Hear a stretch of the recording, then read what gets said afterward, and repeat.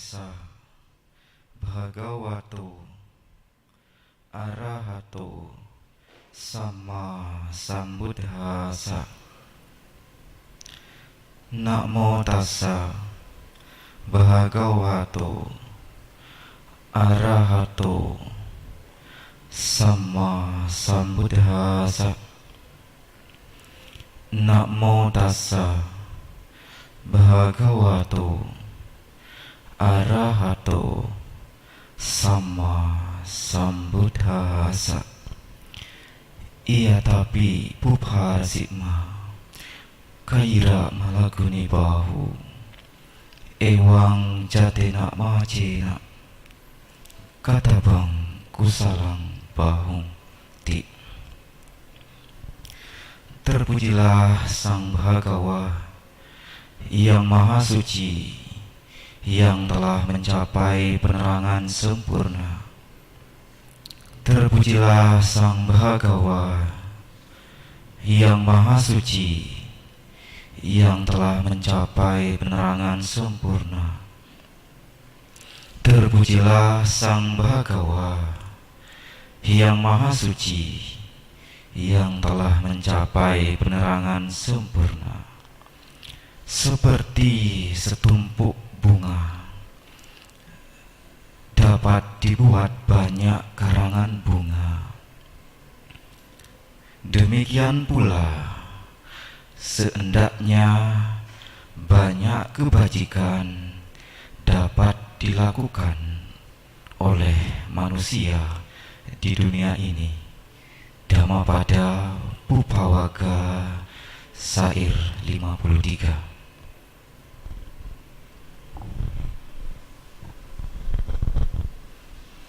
Yang saya hormati pemimpin Puja Bakti,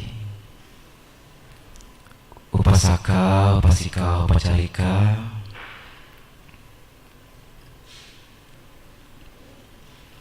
terimalah salam cinta kasih dari Samanera. Selamat pagi, terpujilah Sang Buddha, Sotiotu, Namo Buddhaya. Bagaimana kabarnya hari ini? Lancar aktivitasnya? Jangan tegang ya, santai saja. Jangan tegang. Ya. Jadi Bapak Ibu saudara-saudari, suatu kebahagiaan, suatu hal yang memang menjadi kondisi pada hari ini yang menjadikan kita saat ini berada di tempat ini. Jadi suatu momen yang dimana kita bersama-sama terkondisi berada di ruangan ini untuk berinvestasi. Apa yang diinvestasi? Investasi kebajikan. Ya. Jadi tidak hanya barang saja yang perlu diinvestasi, kebajikan juga perlu diinvestasi. Ya. Jadi Bapak Ibu datang wihara, tentunya dari pagi datang wihara, menghormat kepada Tiratana, Buddha, Dhamma dan Sangha, mengulang Pali Wacana, memperbarui sila, dan juga mendengarkan Dhamma. Jadi hal ini adalah hal yang memang perlu untuk kita, yang akan membuat batin kita menjadi lebih baik, akan membuat batin kita akan menjadi lebih luhur. Ya, Bapak Ibu saudara-saudari, mendengarkan Dhamma adalah suatu berkah, yang dimana dikatakan dalam Manggala Sutta, mendengarkan Dhamma pada saat yang sesuai adalah berkah utama. Ya. Belajar Dhamma, mendengarkan Dhamma, Bapak Ibu akan mengerti. Bapak Ibu akan memahami, ya, punya pandangan-pandangan lurus, punya pandangan-pandangan benar. Jadi tahu hal-hal yang baik yang perlu dilakukan, tahu hal-hal yang tidak baik yang perlu dihindari. Mendengarkan Dhamma, belajar Dhamma bisa langsung seperti saat ini, dan juga bisa melalui live streaming, ya, dan juga bisa melalui teori-teori Dhamma, buku-buku Dhamma. Dengan belajar Dhamma, dengan mempunyai pengetahuan Dhamma, ada kemauan untuk praktik, ada kemauan untuk berlatih dalam menjalani kehidupan ini. Kita punya pedoman, ya, kita punya pegangan, kita punya peta, kita punya petunjuk,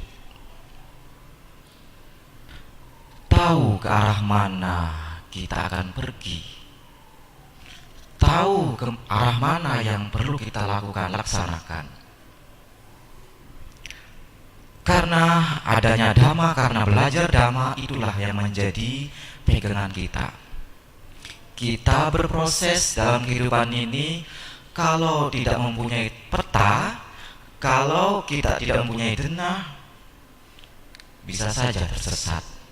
Ya, kita hidup hanya satu proses perjalanan, ya, yang akan ada kepastian nanti bisa saja berpindah tempat, ya. Jadi Bapak Ibu Saudari, hari ini adalah suatu keberuntungan, suatu berkah bagi kita semua. Kita masih mempunyai kesempatan untuk belajar Dhamma, untuk memberikan batin ini kesempatan untuk makan, ya, memberikan batin ini untuk rileks, untuk punya asupan, ya. Jadi jangan hanya jasmani saja yang perlu diperhatikan, jangan hanya jasmani saja yang perlu disayang, dielus, dirawat dan lain sebagainya, tetapi batin ini sangat-sangat perlu, ya. Karena kalau batin ini tidak diperhatikan, Bapak Ibu Saudari, itu dampaknya sangat-sangat akan mengondisikan seseorang ke dalam jalan-jalan yang tidak baik, ya.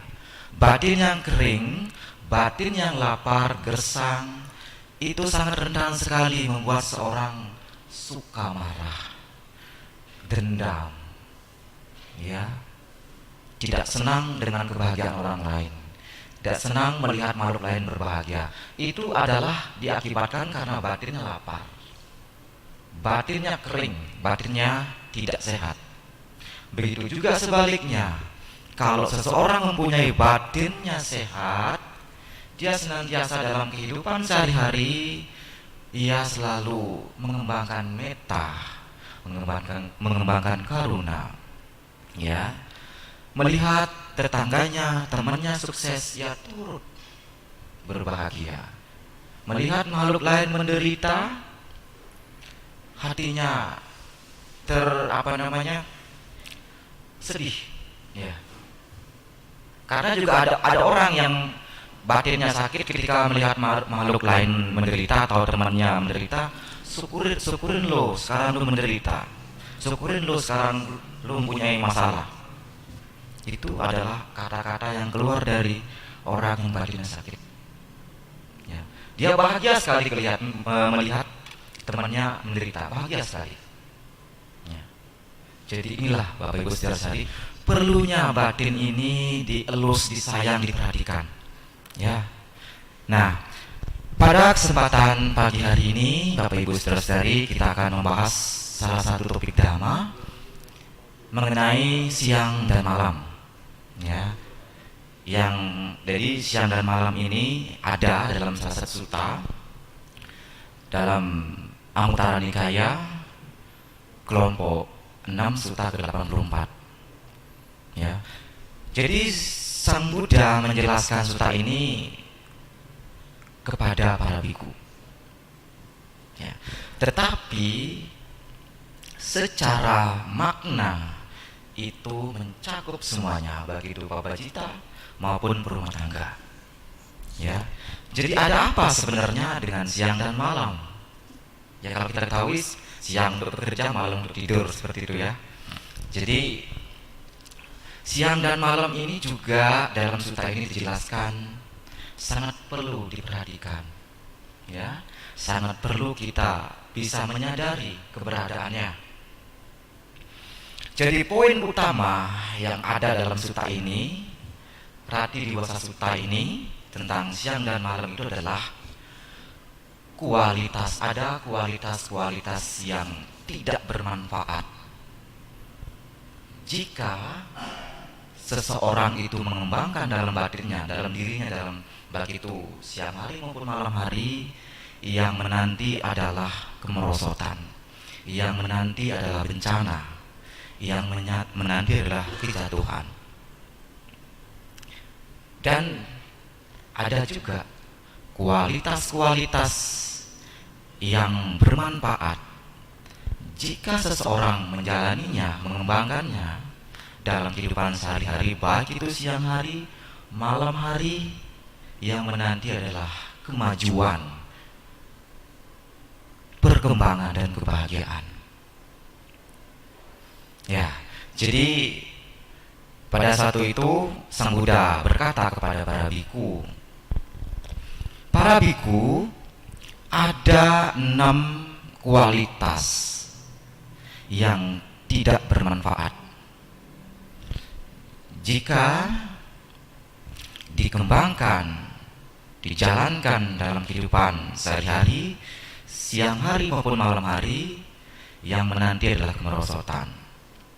Yang pertama adalah seorang biku yang memiliki keinginan yang kuat, merasa susah, atau bahasa sekarang itu adalah selalu mengeluh dan juga tidak puas.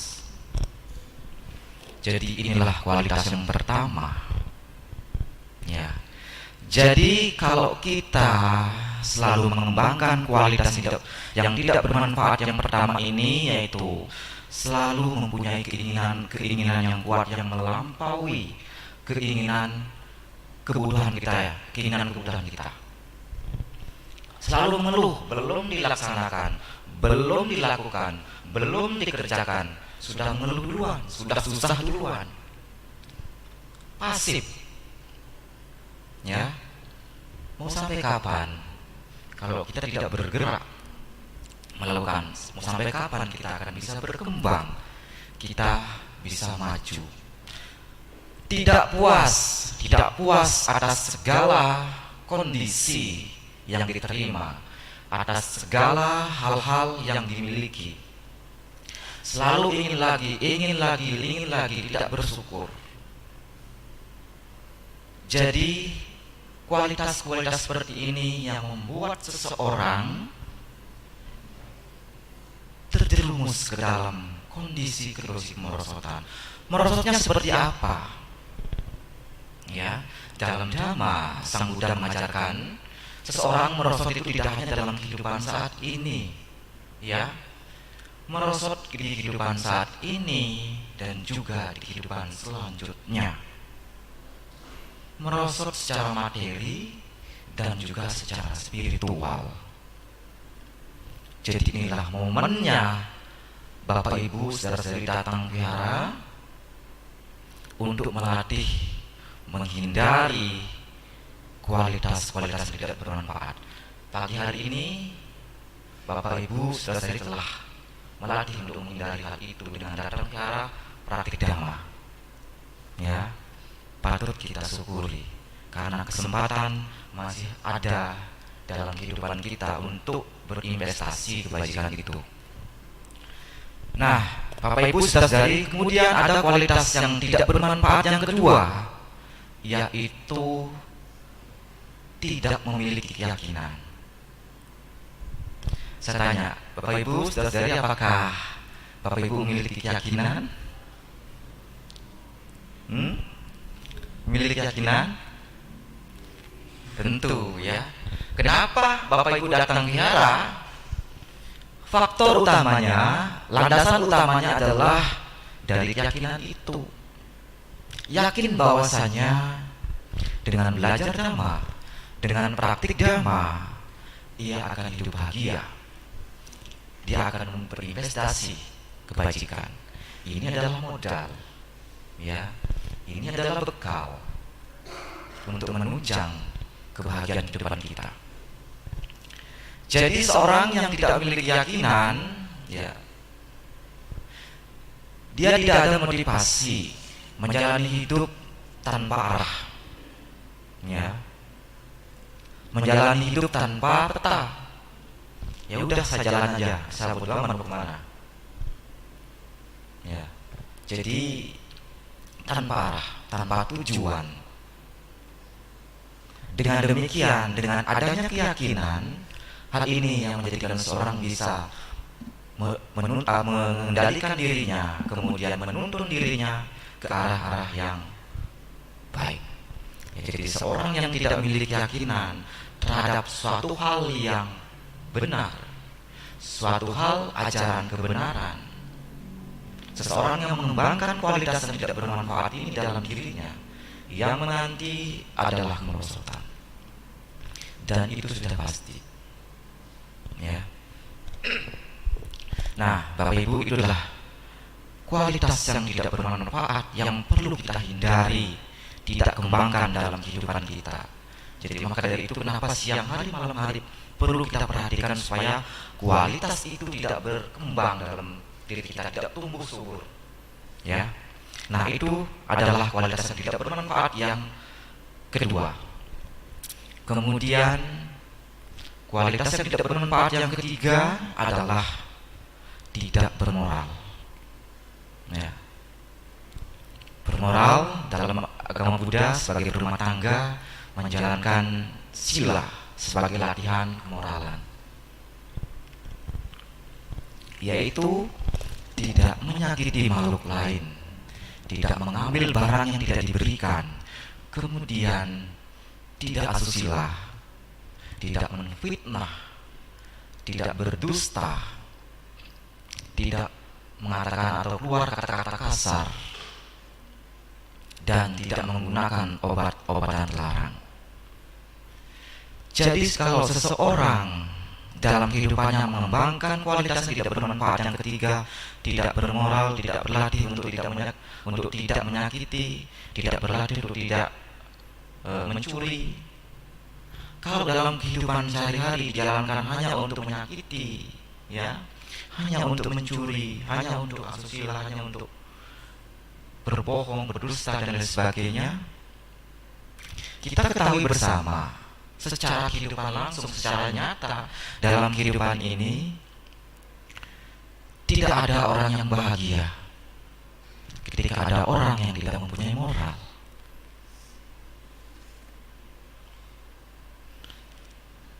Kalau saja saya tidak punya moral, misalkan, ya, saya datang ke rumah Bapak Ibu, ya, semuanya saya, suka-suka saya, apakah Ibu Bapak akan bahagia? Tentu tidak.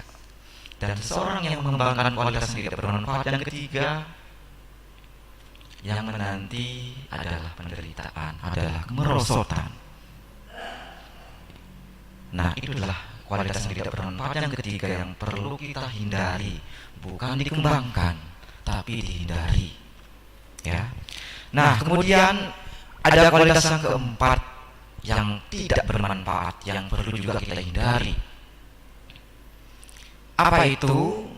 Yaitu adalah malas. Ya, malas. Memang bahasa malas ini umum sekali.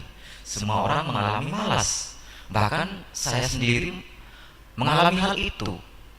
Tetapi poin utamanya di sini adalah malas melakukan kebajikan. Itu poin utamanya. Ya.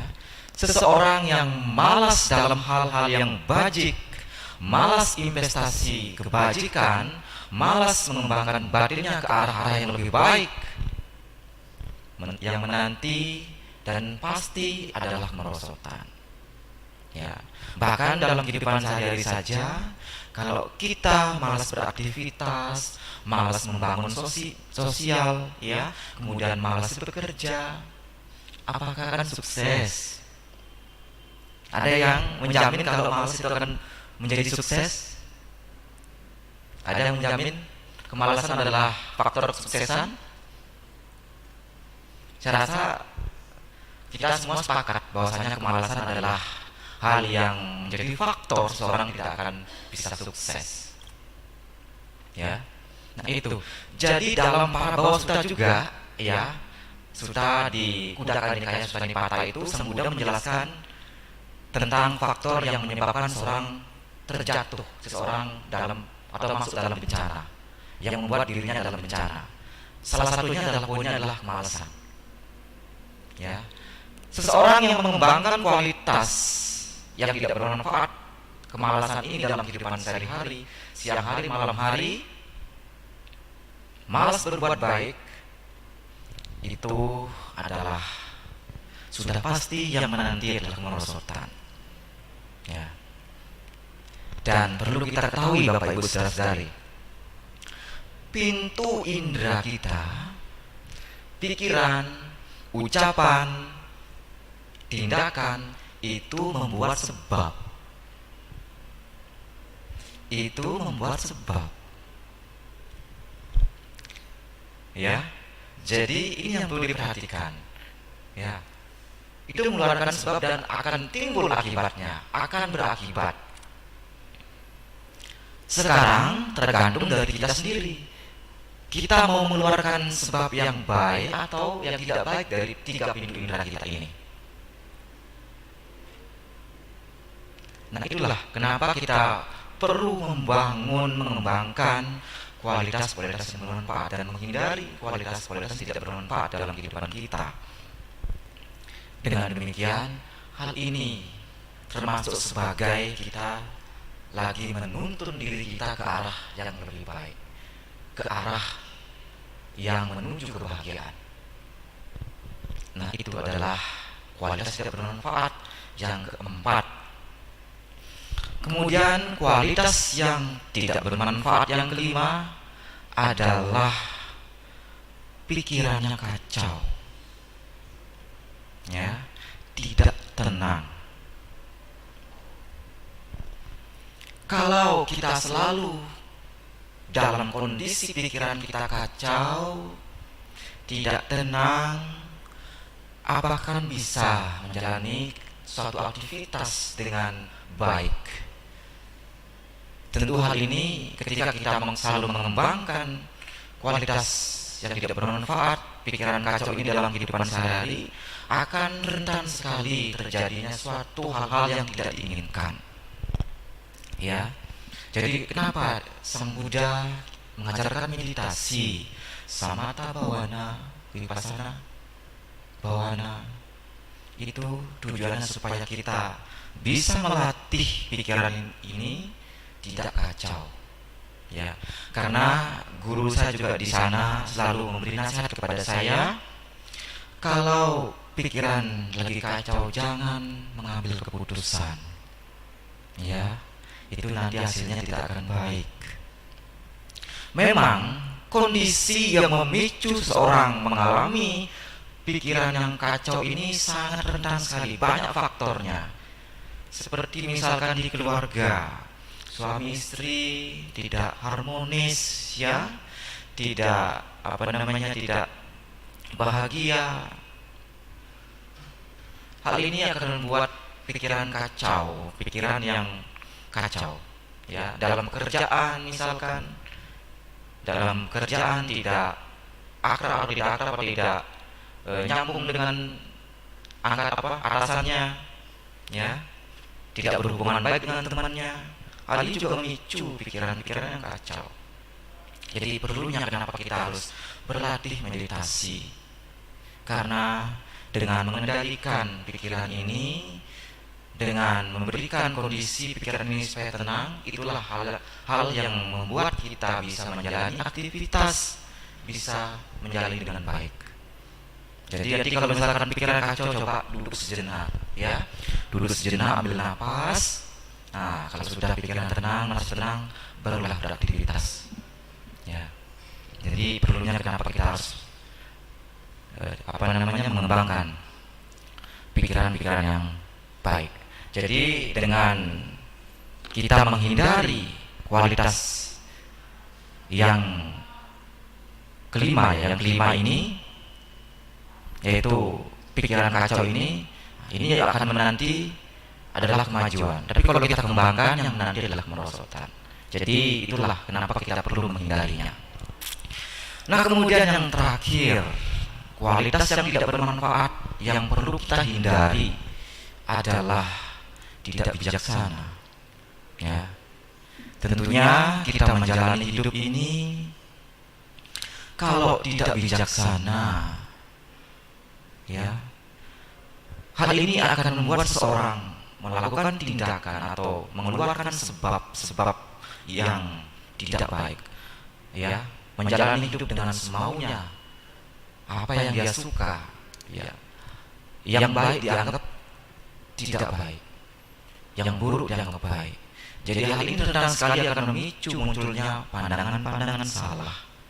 Maka dari itulah perlunya kita untuk selalu bijaksana dalam mengambil keputusan dalam menjalani aktivitas ini. Dengan demikian, itu akan menjadi suatu kondisi atau akan tidak terjadinya suatu masalah-masalah yang kita tidak inginkan. Ya, dengan kita menjalani kebijaksanaan dalam hidup ini, itu akan menjadi kondisi kita bisa menuntun diri kita, mengarahkan diri kita ke arah-arah yang lebih baik. Nah, inilah 6 kualitas yang perlu kita hindari dalam kehidupan kita siang hari maupun malam hari. Karena 6 kualitas tidak bermanfaat ini adalah sebab-sebab munculnya kemerosotan.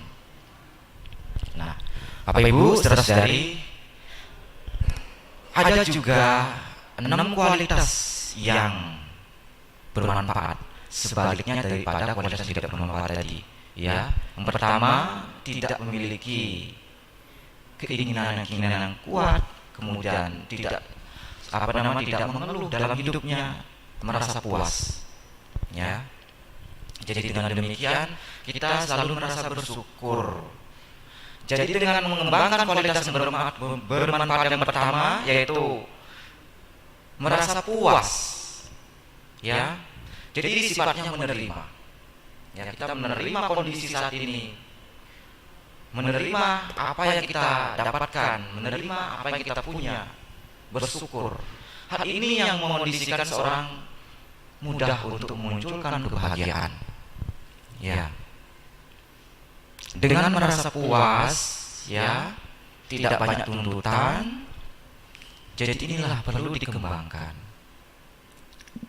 Dan kemudian yang kedua adalah memiliki keyakinan itu tadi, ya, memiliki keyakinan, kemoralan, ya, tidak malas tapi selalu semangat, senantiasa selalu bersemangat, ya, dan batinnya atau pikirannya selalu tenang, tentu dengan berlatih meditasi, ya, menjalankan praktik-praktik dharma seperti berdana saat ini, datang wihara, baca palita, ya, menghormat pada datana. Itu adalah prosesnya untuk melatih batinnya, untuk melatih pikirannya supaya tenang, ya, supaya tenang. Itu juga tidak hanya meditasi, kita dalam beraktivitas saja itu mampu untuk mengondisikan batin kita itu tenang, seperti aktivitas yang dilakukan hari ini, ya. Nah, Bapak Ibu saudara-saudari, itulah 6 kualitas yang bijaksana, yang bermanfaat, yang bisa mengondisikan seorang dalam kondisi yang bahagia. Jika dikembangkan dalam kehidupan sehari-hari, ya, siang hari, malam hari, ini adalah kondisi seseorang akan tertuntun ke arah yang lebih baik. Nah, Bapak Ibu saudara-saudari, berkaitan dengan 6 kualitas yang bermanfaat ini, Sang Buddha juga menjelaskan dalam salah satu sutta, ya, di Samyutta Nikaya Dalida Sutta, kelompok 11 sutta ke-14, khotbah atau kelompok khotbah tentang Saka. Jadi Sang Buddha dalam sutta ini merupakan tentang orang yang miskin. Orang yang miskin, melarat, sengsara. Nah, pada saat itu Sang Buddha berada di Raja Gaha di hutan bambu di Taman Swakatupai. Saat itu Sang Buddha berkata kepada para biku, "Para biku, di masa lalu, di kehidupan lampau, di tempat yang sama ini, di Raja Gaha ini, ada orang yang miskin, sengsara, melarat. Tetapi ia menjalani keyakinan, menjalani kemoralan, menjalani pembelajaran, belajar dhamma, kemudian menjalani kedermawanan dan menjalani kebijaksanaan. Setelah melakukan demikian, dengan hancurnya jasmani, setelah kematiannya, ia terlahir di alam yang baik, alam surga di tengah-tengah para dewa Tawadimsa. Bahkan orang yang miskin ini, setelah lahir di alam dewa Tawadimsa ini, ia sampai mengungguli dewa-dewa yang ada di sana dalam hal keindahan dan keagungan. Di kehidupan sebagai manusia, ia terlahir sebagai seorang yang miskin, melarat, sengsara, tetapi mampu untuk bisa terlahir di alam dewa.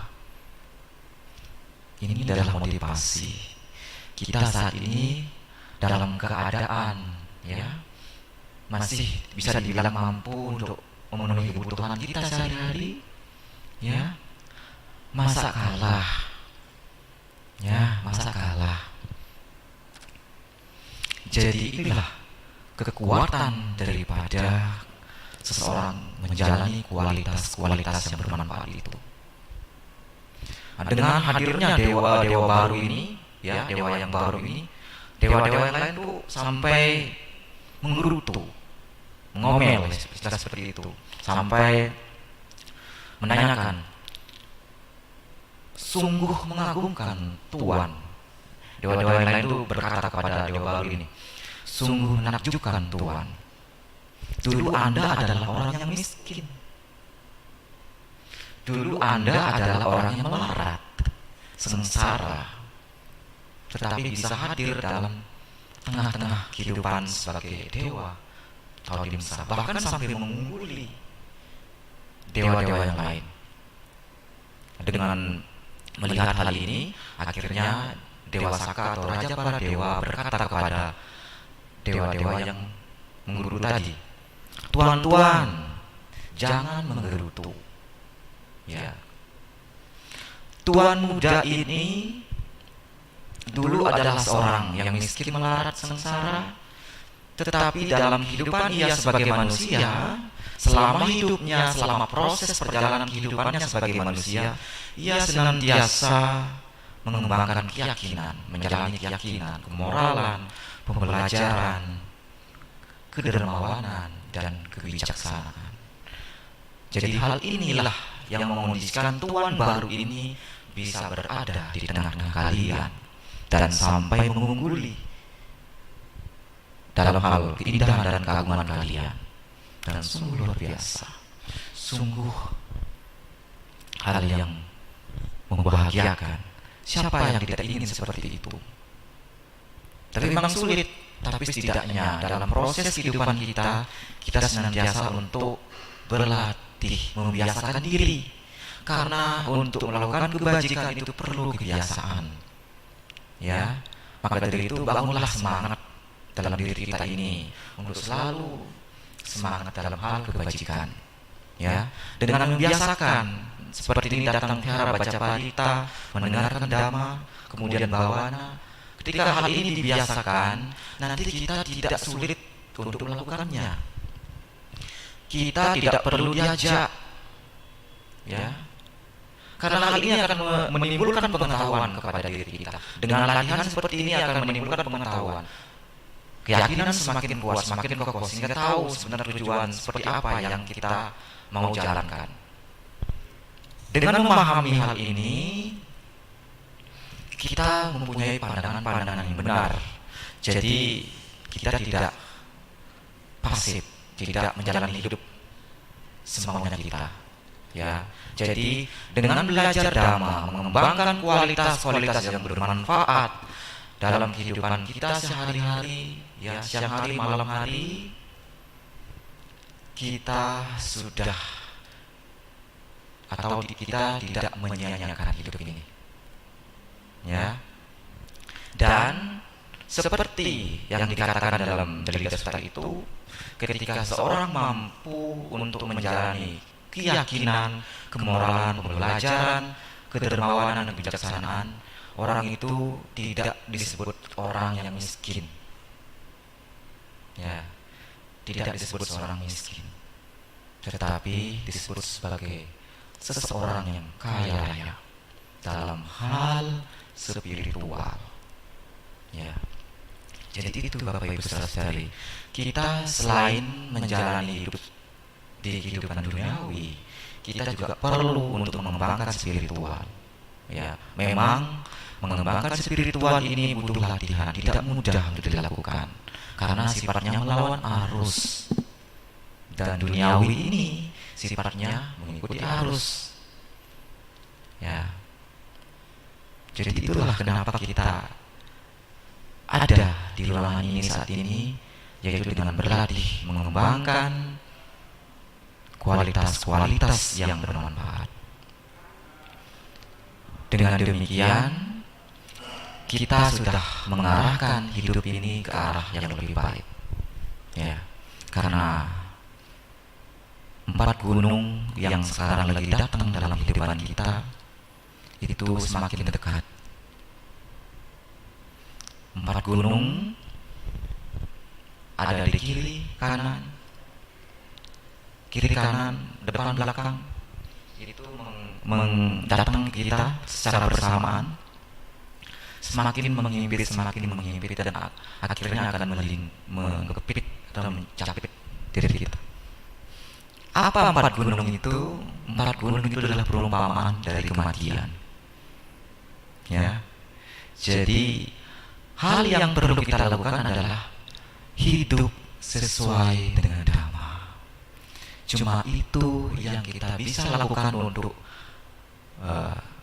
mengantisipasi datangnya 4 gunung ini, yaitu hidup sesuai Dhamma dengan menjalani sila, ya, praktik berdana,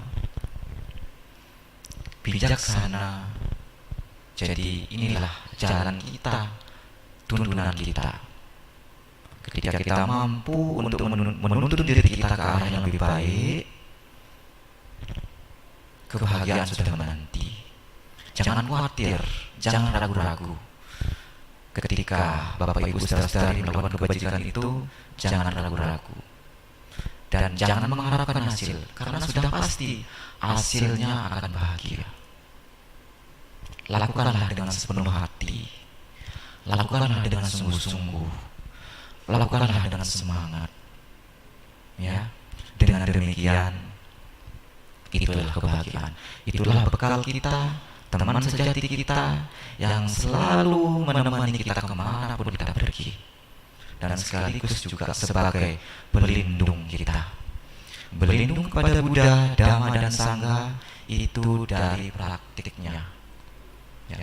Kita juga tidak hanya kalau kita hanya berucap, saya berlindung kepada Buddha, saya berlindung kepada Dhamma, saya berlindung kepada Sangha, tetapi tidak praktek, tidak ada perlindungan. Karena hasil dari praktik itulah yang menjadi perlindungan. Ya, jadi belajar Dhamma juga kalau kita tidak praktik, tidak mau melakukan sendiri, tidak mau membuktikan sendiri, manfaat dari Dhamma itu kita tidak akan rasakan. Kalau hanya belajar, manfaatnya sebagai pengetahuan saja. Karena secara manfaat yang sebenarnya kita bisa rasakan dari Dhamma itu ketika kita mampu untuk melaksanakannya, berlatih praktik dalam kehidupan sehari-hari. Jadi perlu kita renungkan juga, Dhamma adalah petunjuk, Dhamma adalah perahu, ya, yang akan menjadikan seseorang, yang mengantarkan seseorang ke jalan yang lebih baik. Nah, Bapak Ibu, saudara-saudari, jadi itulah hal-hal yang menjadi kondisi atau kualitas-kualitas yang tidak bermanfaat dan yang bermanfaat yang perlu kita pilih untuk dikembangkan dalam hidup kita. Dan jangan sampai salah pilih, salah dikembangkan, salah kualitas yang dikembangkan. Dengan demikian, tentunya hari ini adalah suatu kebahagiaan, kita masih diberikan kesehatan, masih diberikan usia yang panjang, dan masih diberikan kesempatan, diberikan kondisi kita bisa belajar Dhamma, praktik Dhamma. Ya, jangan sampai ini disia-siakan. Kita sudah berada di jalan Dhamma. Ya, sudah berada di momen di mana kita bisa praktik Dhamma. Dengan demikian, tentunya praktik Dhamma adalah sumber kebahagiaan. Jadi itu yang bisa Samanera sampaikan pada hari ini. Semoga kita semua senantiasa memiliki kondisi, memiliki kesempatan untuk selalu belajar Dhamma, selalu praktik Dhamma, karena investasi yang baik adalah investasi kebajikan. Tentunya semoga kita semua selalu bahagia, semoga kita semua selalu mempunyai aktivitas dalam kehidupan sehari-hari selalu terkondisi dengan hal-hal yang positif. Kirata Samanera ucapkan Sabi Sata Bhavantu Sukhitata. Semoga semua makhluk berbahagia.